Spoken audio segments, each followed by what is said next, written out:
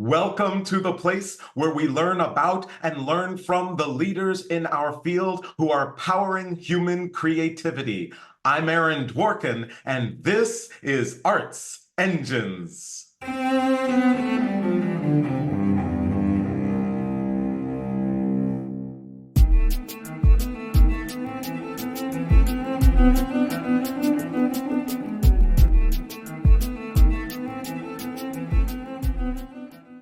Thanks again for joining me here on Arts Engines. Today's guest is Bill Banfield, who is an award-winning, renowned composer and is composer in residence at the Interlochen Center for the Arts.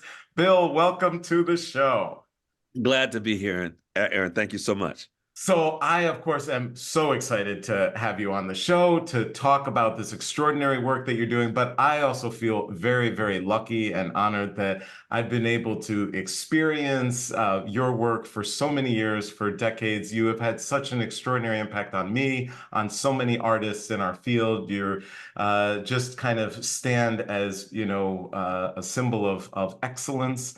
And of creativity for so many of us. So I am truly honored to have you on the show. Oh, that's so very kind of you, sir. As they say, your check is in the mail. Right, I exactly. remember we were together the last time in Ann Arbor, one of Yes. our joint homes, and it was such a pleasure getting a chance to catch up with you and your wife and talk a little more about what was going on at that time. So I know you've been doing a lot. So Yeah. this is a great honor. Thank you for the time. Absolutely. And so many extraordinary mentors here, Dr. Willis Patterson, Sure. so many others. So it's amazing. So I'm so excited. This also show is also co-curated with our creative partner, Interlochen Center for the Arts, which of course are amazing. I also happen to be an alum. But you have been in this role as composer in residence, but have been working on this new opera. And I think it would be so great if our audience could just learn a little bit more about Edmonia. And so if you could just kind of share just kind of a quick summary of the story and where did the inspiration, where did this idea come from? Well, it came from a commission from Toni Morrison, the great Toni Morrison. I was her visiting professor, atelier, and she invited me there to do some project we were going to brew up. And it so happened that Yusuf Kuminyaka was also, he's in the literature department there. And after talking to Yusuf, he said, I was working on this libretto, or not libretto at the time, but the storyline on Edmonia Lewis, the great African-American Indian sculptress of the 19th century. And I had never heard of her. I was fascinated by her life. And I said, yes, let's do it. So we began to work together. We partnered together and did one act of an act around Edmonia Lewis. It was in her studio. It was a little bit about her life. It was a 30-minute kind of but it was her life and what we were able to accomplish under Toni Morrison was just so inspiring. I decided to do the full, after she died, to do the full adaptation of her life story. That is Edmonia Lewis's life story. And since then, she's been now found, she's on a stamp. People are celebrating Edmonia Lewis. And this is the opera called Edmonia Lewis, the opera, actually, is what it is. And so also just so that our audience knows, when will it be premiered? How are things going to come out? What's happening?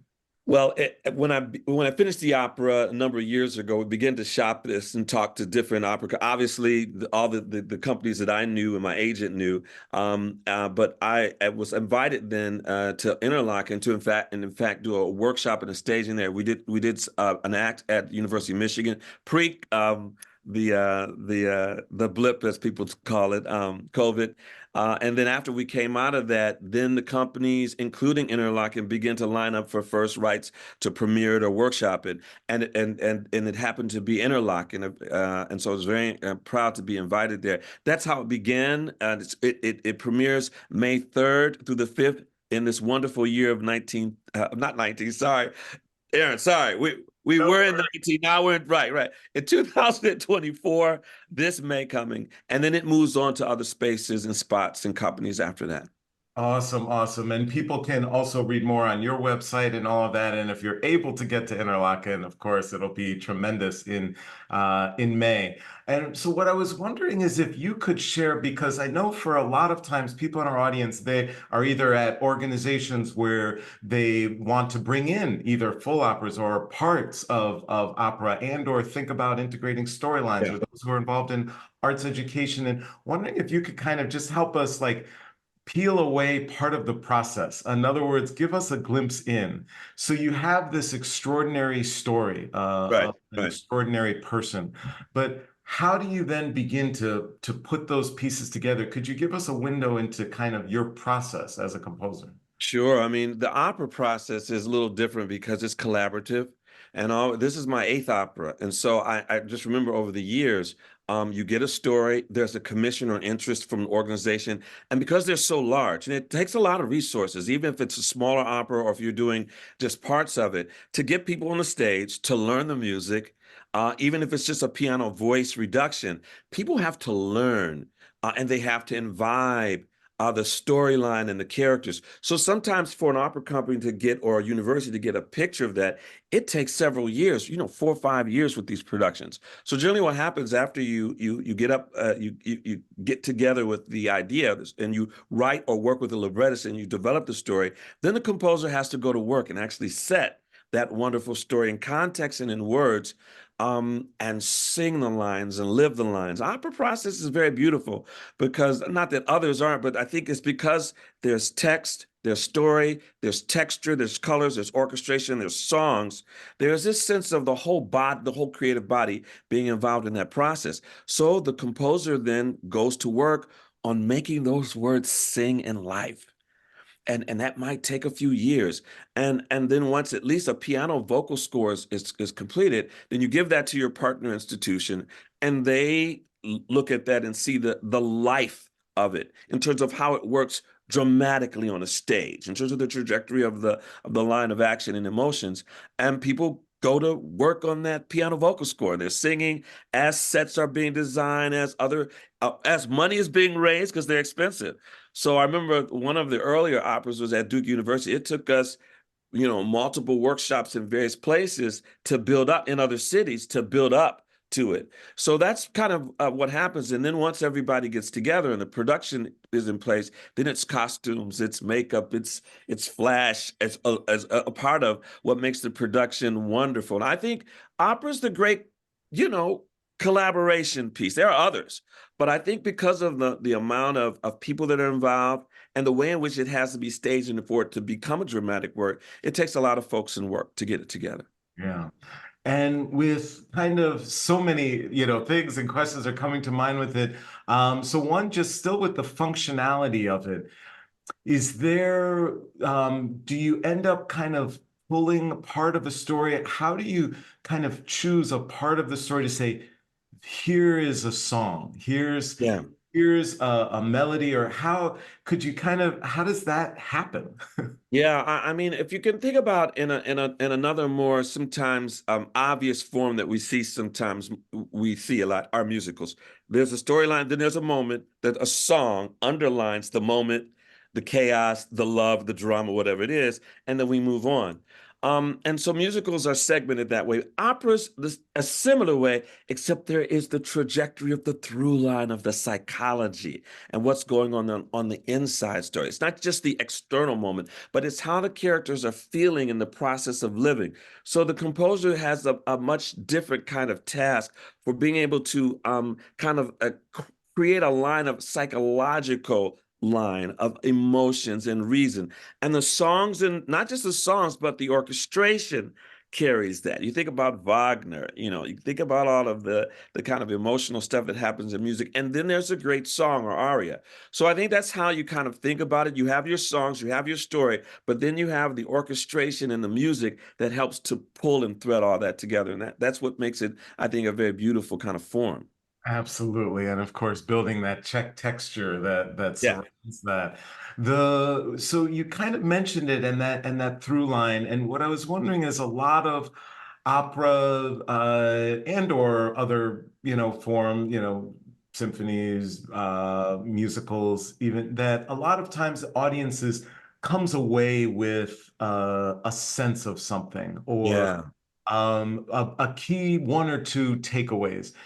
As the composer, do you have an intention with Edmonia, absolutely. and do you hope that the audience comes away? And if so, what is that? No, intentionality is really important, Aaron. I mean, we're talking about the technical pieces, but there is the emotional, spiritual piece. And I think because you have more time, you could have a small piece of just a flute and a tambourine, and it can be emotional and beautiful. Um, and as well with a large piece like this, there is that through line, and there are these stories.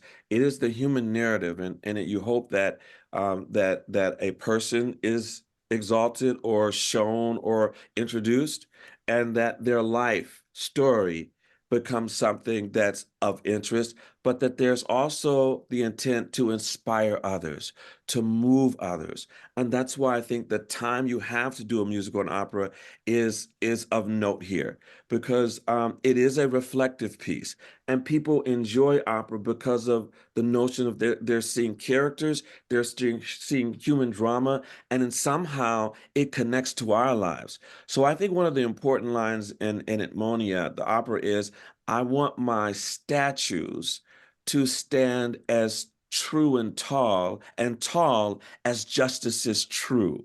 And so there's this notion of her struggles to find her identity. I mean, this is a woman who's born in the days of slavery. And so she is in America during the Civil War, and her friends tell her and she's a woman, she's Native American, and she's African American. And so she's got a lot of things to work through in the turmoil of the civil rights and women's rights at the time. So for her to become one of the most known American sculptors is pretty amazing. And she's doing this as a young 14, 15, 16, 17, 18, 19-year-old person, and then goes to Boston as a young woman, not even 20 yet, gets her own studio because her brother now is an African-American Indian who hits in the gold rush. So he's got cash to send his little sister to private school when many people were in slavery. Get that.